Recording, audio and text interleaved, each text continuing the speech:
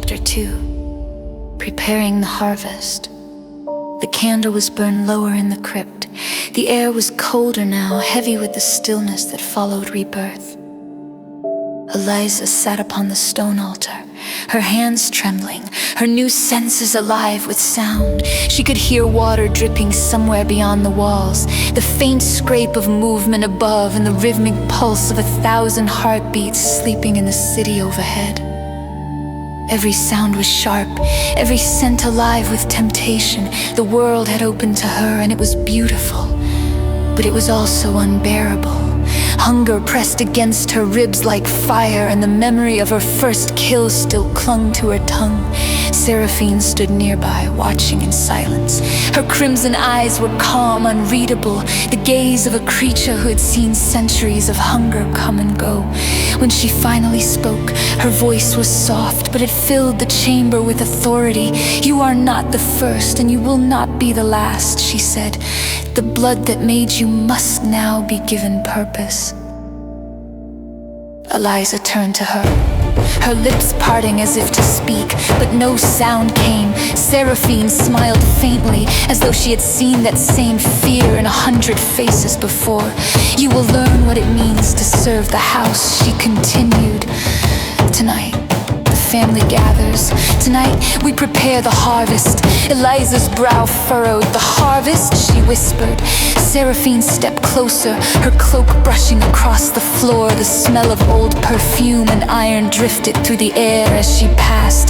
"The harvest," Seraphine said, "is our celebration. The mortals know it as a festival, a night of masquerades and revelry. But for us it is older than memory. It is how the house endures." Eliza felt her stomach tighten. Her throat ached with the echo of thirst. Seraphine moved behind her and placed a cold hand on her shoulder. Her fingers were light, almost comforting.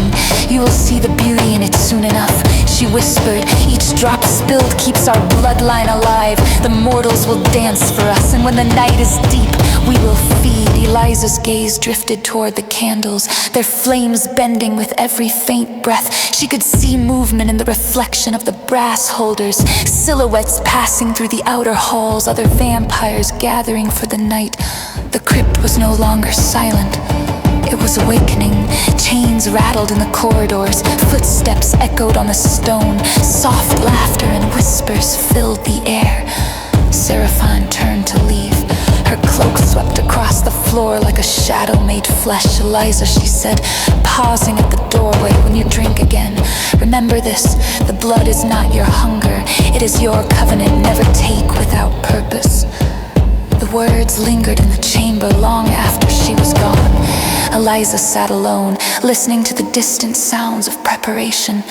The walls seemed to hum with ancient energy. She could feel it now, the pull of the house, the weight of centuries pressing down through the stone. The night outside would soon be alive with music and masks, but here beneath the earth something darker was being readied. Eliza rose from the altar. The blood-stained fabric of her white dress clung to her knees. She touched her lips, feeling the faint edge of her fangs, and wondered if she could ever feel human again.